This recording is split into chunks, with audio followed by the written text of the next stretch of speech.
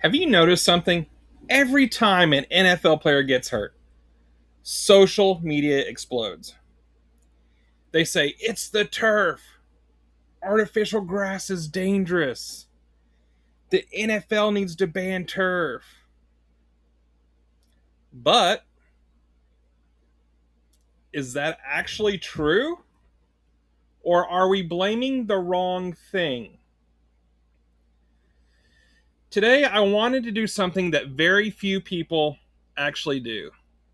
Instead of reading the headlines, instead of repeating what everyone else is saying, I started looking at where these injuries actually happened. So it's not opinions, it's not emotion, it's the actual fields this happened on. When I started researching some of the biggest season ending NFL injuries, something surprised me.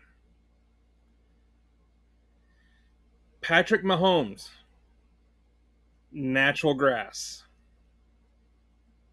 Micah Parsons, natural grass. Tyreek Hill, you guessed it, natural grass. Nick Bosa, natural grass. Daniel Jones, natural grass. Austin Eckler, natural grass. Najee Harris, guess what? Natural grass. And George Kittle, natural grass. Fred Warner, natural grass. James Conner, natural grass. Out of 15 major verified season ending injuries I researched, 11 happened on natural grass. Only 4 occurred on synthetic turf. Now, before everyone jumps into the comments, I'm not saying grass causes injuries. Not at all. Let me repeat that. Grass does not cause injuries. Because that's just as misleading as saying artificial turf causes injuries. Football is violent. Players are bigger. Players are faster, stronger,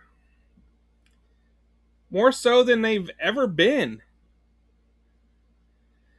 Some injuries happen because someone gets rolled up on. Some happen because of awkward tackles. And some of them, of course, happen because of just bad luck. The field is only one piece of the much bigger puzzle.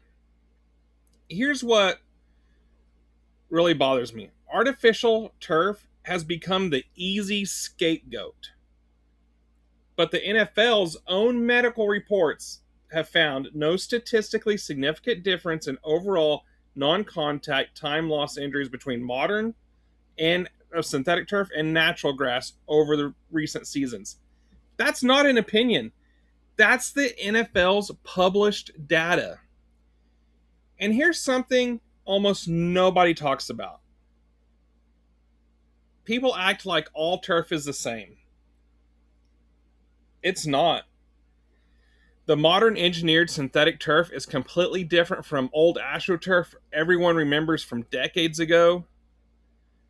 Today's systems, they include shock pads, engineered drainage, the advanced polyethylene fibers, performance testing. We've got traction testing. And one of the most important ones, we have GMAX safety testing. Meanwhile, not every grass field is equal either. Some are world class. Others, they become slick, uneven, worn out, or full of divots. So maybe instead of arguing over grass or natural grass versus synthetic turf, we should be asking a different question.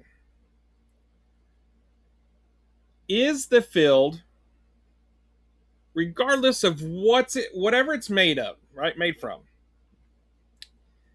is it properly engineered? Has it been properly installed? And most importantly, is it being properly maintained and tested? Because that is what athletes deserve. At Turf Product Solutions, we believe maintenance is just as important as the installation, whether it being the natural grass or artificial turf. Poor maintenance creates poor playing conditions. Just that's plain and simple. Great maintenance creates safer, longer lasting surfaces. So the next time someone says artificial turf is the problem, ask them one question. Have you actually looked at the data? Because once you do, the conversation gets a whole lot more interesting. If you enjoyed this video, hit that like button, subscribe, and let me know in the comments, do you think the NFL should focus on better maintained fields instead of simply choosing between grass and turf? Because I'd love to hear your opinion.